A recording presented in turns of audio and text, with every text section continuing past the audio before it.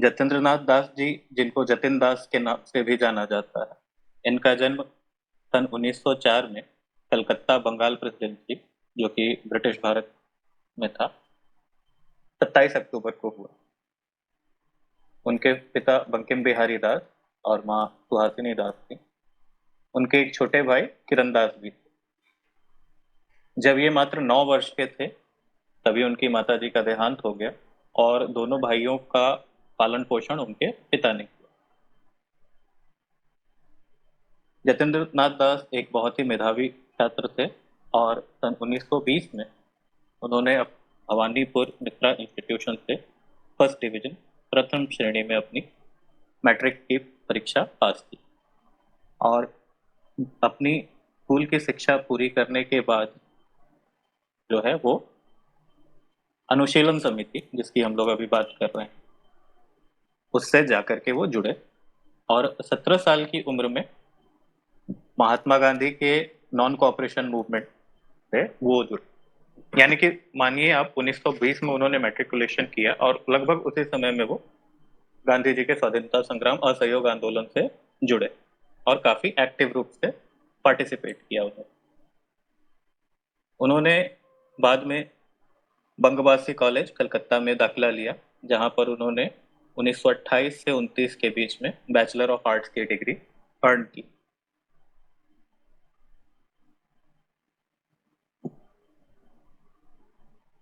अपने कई सारे एक्टिविटीज के लिए जो भारत के स्वतंत्रता संग्राम के लिए प्रेरित थी, उनमें से ही जो ब्रिटिश पुलिस थी उसने 1925 में उनको मेमन सिंह जेल में डाला, जो कि अब बांग्लादेश में है।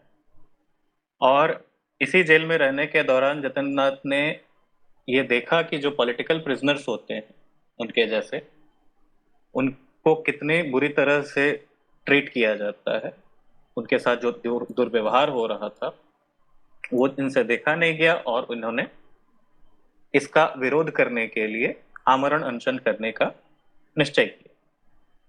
और 20 दिनों के अनशन के बाद जतेंद्र नाथ जी से जेल के जो सुपरिंटेंडेंट थे उन्होंने माफी मांगी और इन्होंने अपना अनशन खत्म किया। 1923 में सचिंद्र नाथ सान्याल भवानीपुर कोलकाता में काफी एक्टिव थे और इसी समय में जतेंद्र नाथ दास उनसे जाकर के जुड़े। इन्होंने ही इनको बम बनाना सिखाया। जतेंद्र नाथ दास जी ने उनसे बम बनाना सीखा और इन्हीं सारी चीजों के क्रम में सन 1928 में वो भगत सिंह से मिले। भगत सिंह ने उन्हें हिंदुस्तान सोशलिस्ट रिपब्लिक एसोसिएशन के लिए, जिसका वो हिस्सा थे, 1928 में उन्हें मिलकर के बम बनाने के लिए कहा। फिर 1929 में कलकत्ता में अपनी क्रांतिकारी गतिविधियों के लिए लाहौर पुलिस के द्वारा इन्हें पकड़ा गया और इन्हें लाहौर कंस्पिरेसी से जोड़ते हुए गिरफ्तार करके इन्हें लाहौर सेंट्रल जेल में डाल दिया गया। इन लाहौर जेल में दास ने दूसरी अपना दूसरा अनशन शुरू किया बाकी के क्रांतिकारियों के साथ मिल करके। और यहाँ पे भी उनका मुद्दा वही था कि जो भी भारतीय पॉलिटिकल प्रिजनर्स थे और जो भी यूरोपीय पॉलिटिकल प्रिजनर्स थे, उनके बीच में बहुत ही भयंकर भेदभाव हो रहा था। जो भी भारतीय कैदी थे उनको गंदे कपड़े, चूहे कॉकरोचों के साथ रहना पड़ता था। जो खाना बनता था वो भी कतई हाइजीनिक नहीं होता था। उनका पढ़ना लिखना निषेध था। ये सारी चीजें अगर हम तुलना करें तो जो भी ब्रिटिश ओरिजिन वाले पॉलिटिकल प्रिजनर्स थे उनको तो मुहैया थी ही थी, उसके अलावा उन्हें फर्स्ट क्लास फैसिलिटी प्राप्त हुई। तो ये जो अंतर जो था ये इनसे बर्दाश्त नहीं हुआ और इन्होंने अनशन करने का निर्णय लिया। और ये अनशन भारत के इतिहास में एक मील का पत्थर साबित हुआ। कारण कि 13 जुलाई 1929 को इन्होंने अपना अनशन शुरू किया था और इस दौरान उन्हें बहुत ही बुरी तरह से मारा पीटा गया ब्रिटिश अथॉरिटीज के द्वारा, और इन्हें जबरदस्ती खिलाने खिलाने की कोशिश की गई। कहा जाता है कि उन्हें दूध पिलाने की कोशिश की गई थी, जिस क्रम में वो दूध उनके फेफड़ों में चला गया और उनके फेफड़े क्षतिग्रस्त हो गए, और साथ के साथ उन्हें पैरालिसिस भी होना शुरू हो। अंततः जेल की अथॉरिटीज ने उनको अनकंडीशनली रिलीज करने की मांग की, लेकिन जो सरकार थी उसने इस सजेशन को मानने से इनकार कर दिया और एक बेल पर उन्हें छोड़ने की बात की। लेकिन अफसोसजनक बात यह है कि सन 1929 में, यानी उसी साल, लगभग 63 दिनों के अनशन के बाद 13 सितंबर को उनकी मृत्यु हो गई। और कहा जाता है कि उस समय उनकी मृत्यु के बाद जो भीड़ इकट्ठा हुई थी वो उस समय तक में किसी के लिए नहीं हुई थी। और उस समय के जो जाने माने चेहरे थे, जैसे दुर्गावती देवी जो कि एक जानी मानी स्वतंत्रता सेनानी थी, गणेश शंकर विद्यार्थी, जवाहरलाल नेहरू, कमला नेहरू आदि, इन लोगों ने इनकी अंतिम यात्रा का नेतृत्व किया था। हजारों की संख्या में लोग लाहौर से कलकत्ता इनके अंतिम यात्रा में शामिल होने के लिए आए थे, और वहां पर सुभाष चंद्र बोस ने इनके पार्थिव शरीर को रिसीव किया था, और इनको पुष्पांजलि देते समय लगभग 50,000 लोग सुभाष चंद्र बोस के साथ थे। वहां से लगभग 2 मील की दूरी पर इनका अंतिम संस्कार किया गया, जो भी क्रेमेशन ग्राउंड था वहां। तो अपने जीते जी तो जतेंद्र दास ने कई सारी एक्टिविटीज की पॉलिटिकल, और बहुत सारे बड़े बड़े क्रांतिकारियों के साथ जुड़ करके इन्होंने काम किया। लेकिन मरने के बाद भी जो प्रभाव इन्होंने डाला वो एक वर्णन योग्य चीज, क्योंकि इसके बाद ही बाकी के जो क्रांतिकारी थे, एक इनकी जो सिचुएशन थी, यदि हम ऐसे देखें तो उस समय कोई सोशल मीडिया नहीं था, वर्ड ऑफ माउथ या फिर प्रिंट मीडिया के थ्रू लोगों ने जाना, और वो जो करुणा का भाव उनके मन में आया कि अब बस बहुत हुआ, ये अत्याचार की हद होती है, उस चीज ने उन्होंने प्रेरित किया कि नहीं, अब इस ब्रिटिश सरकार को जड़ से उखाड़ के फेंकना। तो जब लाहौर जेल में उनकी मृत्यु हुई, उसके बाद फिर ये कहा जाता है कि कुल मिलाकर के भारत में 5 लाख लोगों ने उनके अंतिम क्रिया में हिस्सा लिया था, और ये उस समय की बात है जब भारत की कुल आबादी लगभग 27-28 करोड़ ही हुआ करती थी।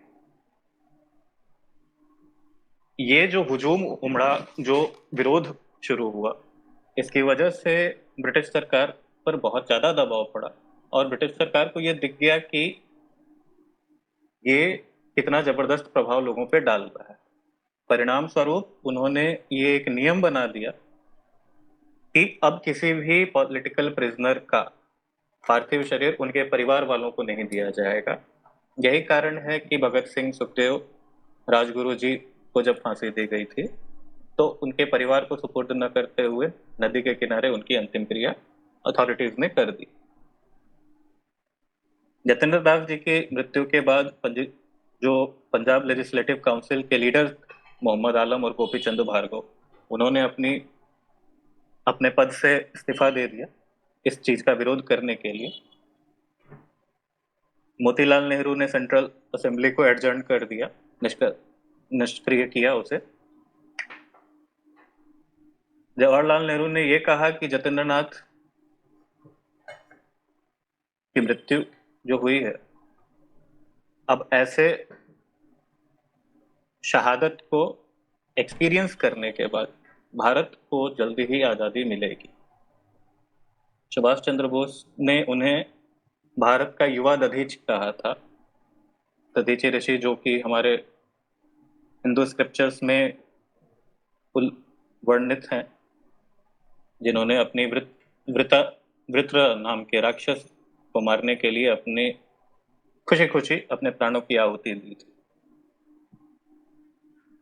आजादी के बाद सन 1979 में भारत सरकार ने डाक टिकट इनके नाम और तस्वीर के साथ प्रिंट किया और 2009 में इमोर्टल मार्टियर जतिन दास के नाम से एक डॉक्यूमेंट्री बनी, जहां ये लगभग 35 मिनट की एक डॉक्यूमेंट्री थी, जहां पे उनके जीवन और उनके सेक्रीफाइस को पिक्चराइज किया गया था।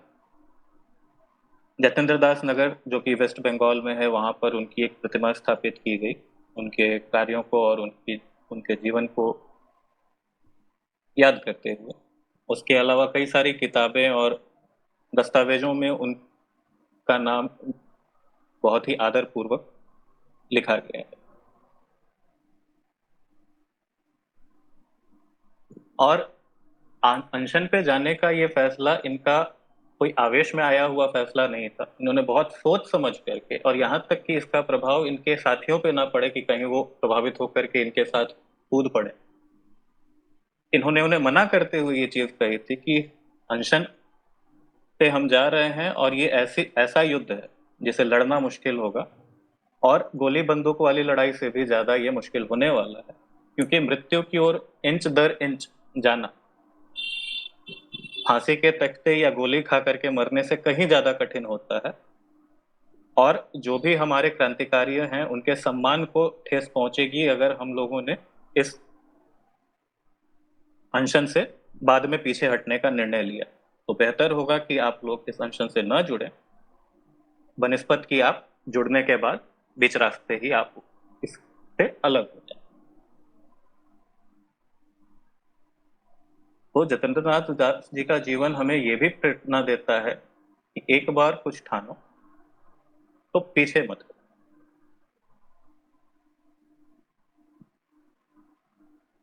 इस स्लाइड शो को देखने के लिए आपका धन्यवाद।